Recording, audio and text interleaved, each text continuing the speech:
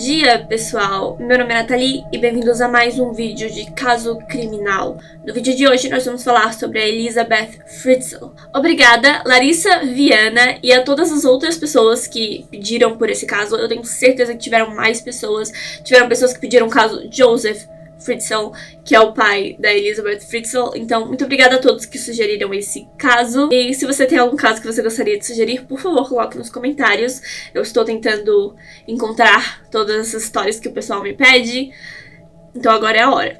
Como sempre, antes de começar, eu gostaria de dizer que eu não quero ofender ninguém com as coisas que eu falo nos meus vídeos de caso criminal. Eu faço esses vídeos por motivos educacionais, para que esses casos fiquem mais conhecidos e esses assuntos sejam mais discutidos. Na história de hoje, a gente vai falar sobre abuso infantil, abuso sexual, isolamento. Elizabeth Fritzl nasceu no dia 8 de abril de 1966, na Áustria. Ela tinha 18 anos de idade quando desapareceu no dia 28 de agosto de 1984, em Amstetten. Ela vivia com os pais Joseph e Rosemary Fritzl, 2 irmãos e 4 irmãs: Ulrich, Rosemary, Gabriel, Joseph, Doris e Harold. O Joseph Fritzl, o pai dela, era engenheiro, era um homem muito habilidoso. Muitos diziam que ele podia construir qualquer coisa sozinho, que se permitissem ele construir uma casa inteira sozinho. Ele tinha um espaço no porão da casa, onde ele trabalhava com diferentes máquinas e sempre proibia a família de ir até lá, mas pelo que todo mundo sabia, ele construía essas máquinas e vendia, porque ele era engenheiro. Porém, ele também era muito abusivo com alguns membros da família, mas principalmente com a Elizabeth. A Elizabeth era tipo a favorita dele. Quando ela completou 11 anos de idade, principalmente, foi quando tudo ficou muito feio, assim. Ele começou a realmente abusar da menina. Não se sabe se ele abusava de algum outro filho, tanto quanto dela, mas em entrevistas que eu vi, né, eu assisti algumas entrevistas, eles diziam que ela era a favorita, que ela era o alvo dele quase sempre. Ela não podia sair muito, ela não podia cometer erros e ele ficava bem bravo, ele era muito controlador. Aos 15 anos de idade, a Elizabeth se formou no ensino médio e ela começou a fazer cursos para se tornar garçonete. O objetivo da Elizabeth era trabalhar e conseguir sair de casa e fugir do pai. Esse era o principal objetivo dela. Porém, antes de completar esse curso, o abuso foi piorando, porque ele provavelmente via que ela estava se tornando independente. E ela decidiu fugir de casa em janeiro de 83. Ela foi parar em Viena com uma amiga, porém, 3 semanas depois, ela foi encontrada pela polícia e levada de volta para casa. Em 84, ela completou o curso de garçonete e conseguiu um emprego. Muito bom. Ela planejava sair da cidade e nunca mais ver o pai, ser independente e poder sair de casa. Porém, algo aconteceu. No dia 28 de agosto, o pai a levou ao porão da casa, pediu para ela ajudar ele a carregar uma porta. Ela segurou a porta enquanto ele aparafusava as dobradiças, e aí ele trancou a porta com ela lá dentro do porão. E ficou lá, ela ficou lá. Nenhum membro da família viu ele deixando a Elizabeth no porão, os dois descendo pro porão, porque ele provavelmente planejou isso muito bem. Quando ele voltou para dentro de casa, o Joseph esperou que todas as outras pessoas percebessem a ausência da Elizabeth e chamou a polícia. Ela foi dada como desaparecida novamente. E é claro, quase todo mundo pensou que ela tinha desaparecido porque ela tinha fugido de novo, né? Então falaram pra polícia, olha, ela já fugiu uma vez. Ela provavelmente fugiu de novo. O Joseph começou a sugerir pra família que ela tinha entrado pra um culto, dizendo que ela já tinha falado pra ele que ela ia entrar pra um certo culto aí, que ninguém sabia do que ele tava falando. A Rosemary e os outros filhos não acreditavam nisso, mas um dia, mais ou menos um mês depois da Elizabeth desaparecer, eles receberam uma carta escrita à mão na letra dela, porque o Joseph a obrigou a escrever essa carta. E nessa carta dizia que ela havia entrado para um culto e que ela não voltaria mais. Houveram muitas outras cartas que ele obrigou ela a escrever, apareciam de vez em quando para que o pessoal não ficasse preocupado com ela, que o pessoal realmente acreditasse que ela tinha ido embora porque ela queria, quando na verdade ela estava vivendo debaixo da casa deles o tempo todo. O porão da casa havia sido reformado pelo Joseph e transformado em uma segunda casa. Tinha energia elétrica, televisão, banheiro, cozinha, quartos, tinha tudo o que era necessário. O Joseph já costumava ir até lá para trabalhar com frequência, ninguém achava estranho quando ele descia para levar comida ou itens de higiene para Elizabeth. Era como se ele estivesse indo até lá para trabalhar, quando na verdade ele estava indo até lá para falar com a Elizabeth e ver como é que ela estava. Ela estava muito mal, obviamente. Ele nunca dava nada muito especial pra ela quando ela tava lá embaixo, era só o suficiente pra ela sobreviver. Comida o suficiente e artigos de higiene o suficiente pra ela sobreviver. Durante os primeiros 2 anos, eram só regras severas e isolamento. Só isso. Porém, isso era um teste pra ver se ela ia conseguir fugir de lá, se ela ia fazer alguma coisa, se ela ia desrespeitar a autoridade do Joseph. E ela não desrespeitou, ela não conseguiu fugir, ninguém no andar de cima ouvia ela no andar de baixo. Então, quando ele percebeu que ele tinha total controle sobre a situação, foi que o Joseph piorou muito. Ele começou a estuprá-la. A frequência desses estupros foi aumentando até que eventualmente a Elizabeth ficou grávida. Após 10 semanas, ela teve um aborto espontâneo e obviamente o Joseph não permitiu que ela tivesse ajuda médica. Ela teve que lidar com aquilo tudo sozinha no porão da casa. 2 anos depois, ela engravidou novamente. Em agosto de 1988, ela deu à luz sozinha no porão da casa a uma menina chamada Kirsten. E 1 ano depois, ela engravidou novamente e deu à luz a um menino chamado Stephen. Então agora nós temos 3 pessoas vivendo nesse porão. A Elizabeth se esforçou para dar às crianças um senso de normalidade, para que elas acreditassem que estava sempre tudo bem e que um dia elas sairiam de lá e que tinha todo mundo lá fora que elas deveriam ver e esse tipo de coisa. Ela ensinava tudo que podia, ensinou os filhos a ler, a escrever, ensinou matemática básica, somar, subtrair. E ela meio que criou uma escolinha lá dentro, tudo pra ajudar as crianças a se sentirem, terem essa rotina que ela já costumava ter quando ela era criança, né? Porém, é claro, tudo mudava quando o Joseph entrava no porão. Ele era o controlador, ele era o chefe e, sim, as crianças viam ele abusando sexualmente da mãe. 2 anos depois do nascimento do Stephen, ela teve mais uma menina, a Lisa. Depois veio uma menina chamada Mônica e um garoto chamado Alex. Lá para a 3ª criança, né, a Lisa, o Joseph já estava percebendo que não havia espaço suficiente no porão para segurar todas as pessoas. Então ele começou a criar maneiras de tirá-las de lá. Como assim? Ele fez com que as crianças aparecessem do nada na porta de casa e fizesse parecer com que a Elizabeth tinha mandado essas crianças para serem cuidadas pelos avós. Ele deixava uma carta com essas crianças e a Elizabeth escrevia dizendo: olha, eu não posso cuidar dessa criança, ela precisa da sua ajuda, fica com os avós. E aí eles cuidavam, né? Mantinham a ideia de que a Elizabeth era negligente com seus filhos e não queria cuidar deles. Essas crianças, nenhuma delas havia sido registrada, elas não existiam legalmente, então os avós faziam isso. Colocavam que não sabiam quem era o pai, porque o pai era o Joseph, mas é claro que ele não ia dizer isso, e criavam aquelas crianças como netos. A Lisa foi a primeira a ir viver com os avós, depois veio a Mônica e depois foi o Stephen. Esses 3 foram os únicos que saíram do porão ainda bebês. A Rosemary, a mãe da Elizabeth, disse em entrevistas que sentia falta da filha e que via aquelas crianças como um pedido de ajuda. Seja lá qual fosse a situação em que a Elizabeth tinha se enfiado, ela queria que os avós cuidassem dos filhos dela e ela precisava de ajuda. E como mãe, como avó, agora, né, descobrindo que era avó, ela não podia negar essa ajuda para aquelas pessoas. Mas é claro que ela não sabia que eles eram filhos do Joseph. Ela realmente não sabia de nada. Ela acreditava no marido, ela confiava no marido.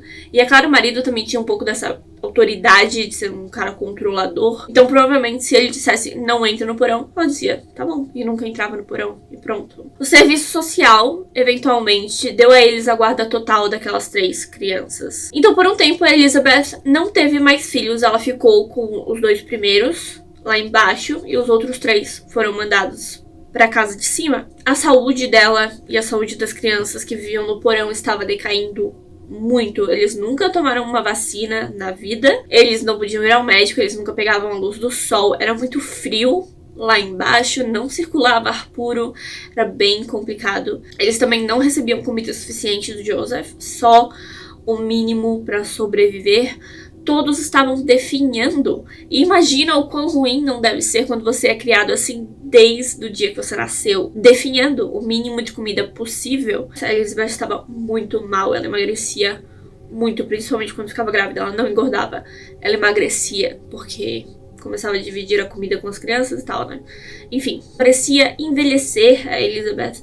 Ela parecia envelhecer em um ritmo muito mais acelerado do que os outros. Mesmo assim, o Joseph não planejava soltar ninguém. Claro que não. Ele resolveu reformar o porão. Ele obrigou Elizabeth e os filhos mais velhos a cavarem um quarto novo no porão. Eles cavaram as paredes para criar mais um espaço. E eles conseguiram. No fim daquilo, com a ajuda do Joseph, a casa tinha 2 quartos, banheiro, cozinha, área de serviço, sala de jantar e até uma areazinha que era tipo a prova de som. Provavelmente onde ele estuprava a Elizabeth, porque ele continuava estuprando. Espaço completo. 7 anos após o nascimento do Alex, Michael e Felix nasceram. Infelizmente, o Michael tinha uma doença respiratória e, mais uma vez, o Joseph não permitiu que eles fossem ao médico. Então, o menino faleceu pouco tempo depois de nascer e o Joseph se livrou do corpo. E pelo que eu entendi, o corpo desse menino nunca foi encontrado. 5 anos depois, quando Elizabeth tinha 42 anos de idade, em 2008, algo aconteceu. A Kirsten, de 19 anos, começou a passar mal, ela estava muito doente, então a Elizabeth convenceu o Joseph a levá-la ao hospital. Ela estava muito mal e ele achou que, do mesmo jeito que ele fez com as outras crianças, ele conseguiria enganar o pessoal e dizer que a filha simplesmente mandou a menina para os cuidados da família. Então ele fez isso também. Ele fez a menina morrendo, assim, ela tava muito mal. Ele fez a menina ir até a porta da família com mais uma carta da Elizabeth explicando que era mais uma de suas filhas que precisava de ajuda médica urgente. O Joseph chamou uma ambulância e contou a mesma história aos médicos, esperando que eles acreditassem. A Kirsten, ela era pálida, pequena, frágil, desnutrida, parecia não ter mais de 13 anos de idade, porque ela não cresceu da maneira correta. Ela parecia uma criança, mas ela disse aos médicos que tinha 19 anos de idade. Eles procuraram pelo histórico médico dela no sistema nacional e perceberam que ela não estava lá, que legalmente aquela menina não existia. Ela nunca tinha visto um médico na vida. Não tinha nada sobre ela em lugar nenhum. Quando melhorou, a Kirsten contou aos policiais o que realmente havia acontecido com ela, com a sua mãe, Elizabeth. Porém, eles não acreditaram nela 100%, mas eles acharam que aquilo estava realmente muito estranho. Para o jeito que ela estava, a saúde terrível dela, o fato dela não ter crescido da maneira correta, indicava que provavelmente ela tinha sido criada em um lugar onde ela não tinha luz do sol e não tinha muito espaço para se desenvolver. Então eles acreditavam em algumas partes do que ela dizia, em algumas partes eles ficavam tipo meio, sabe? Mas enfim, os policiais reabriram o caso do desaparecimento da Elizabeth, mas fizeram um apelo na mídia para que, se alguém soubesse do paradeiro da Elizabeth, informasse as autoridades. É claro que ninguém apareceu, ninguém sabia onde ela estava. O Joseph, ele se recusava a falar a verdade, começou a criar mais e mais mentiras, dizendo que pessoas enviavam cartas para ele falando sobre a Elizabeth, mas que essas pessoas não queriam aparecer na frente da cidade e coisas assim. O serviço social acabou se recusando a dar a guarda da Kirsten pra ele. Ela ficou sob guarda, assim, do estado, porque ela contava essas histórias sobre ele e eles, claro que eles não iam dar a guarda da menina pra ele se ela contava essas histórias terríveis sobre ele abusar sexualmente da mãe dela e esse tipo de coisa. E aí, um dia, no meio dessas investigações, apareceu no hospital uma mulher, praticamente uma senhora de idade, pálida, baixa, cabelos brancos, magrinha, apareceu no hospital, caminhando e dizendo ser a mãe da Kirsten, Elizabeth. Ela convenceu o Joseph a deixá-la sair após 24 anos de sequestro. Mas claro, o pessoal do hospital achou muito estranho que aquela mulher estava dizendo que tinha 42 anos e que era a Elizabeth, mas ela parecia idosa. Ela, literalmente, gente, ela parecia, assim, uma senhora de mais de 60 anos. Eventualmente, em abril de 2008, a polícia a convenceu a contar 100% da verdade sobre o Joseph. Porque no início ela só falou: eu sou a mãe da Kirsten, eu quero levar ela de volta pra casa, eu sou a Elizabeth, vamos. E o pessoal tava tipo, não, você tá mal, você precisa ficar no hospital. Então ela foi tratada e etc.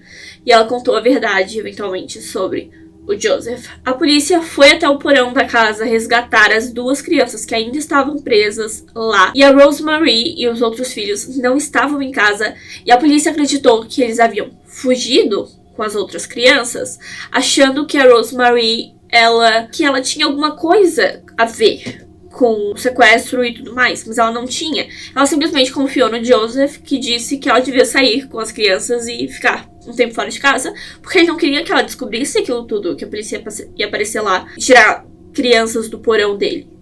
Então, ele mandou ela fugir, mas aí, é claro, ela foi contactada eventualmente. Todos os filhos foram avisados do que estava acontecendo, e aí descobriram também que aquelas 3 crianças que estavam na casa de cima com a família, que cresceram bem e que eram saudáveis e que iam à escola, também eram filhas do Joseph e da Elizabeth. Pois é, a Rosemary realmente não sabia de nada. A polícia também entrevistou os moradores que viviam na casa ao lado que o Joseph alugava para pessoas, né? Aqueles moradores diziam que não podiam fazer barulho durante a noite e que não podiam usar o jardim da casa, porque provavelmente eles poderiam ser ouvidos pelas pessoas que moravam no porão, né? A Elizabeth e os filhos. E a Elizabeth e os seus filhos poderiam ser ouvidos pelas pessoas que moravam na casa de cima.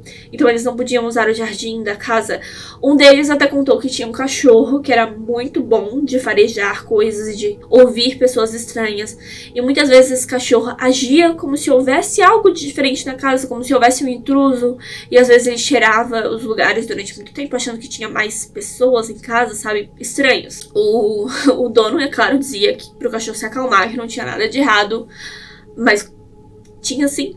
O cachorro estava sentindo o cheiro e ouvindo as crianças vivendo no porão embaixo da casa.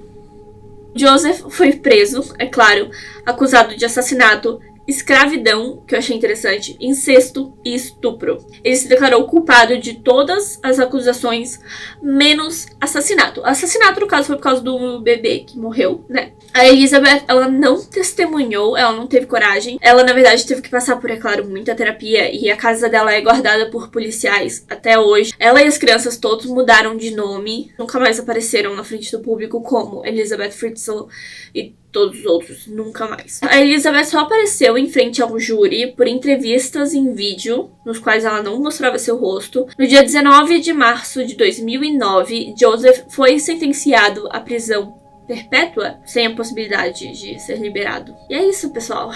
Essa é a história de hoje. Muito obrigada se você assistiu até aqui. Muito obrigada se você deixou o seu like, se você deixou o seu comentário e se você se inscreveu no meu canal. Eu vejo vocês no próximo vídeo. Tchau!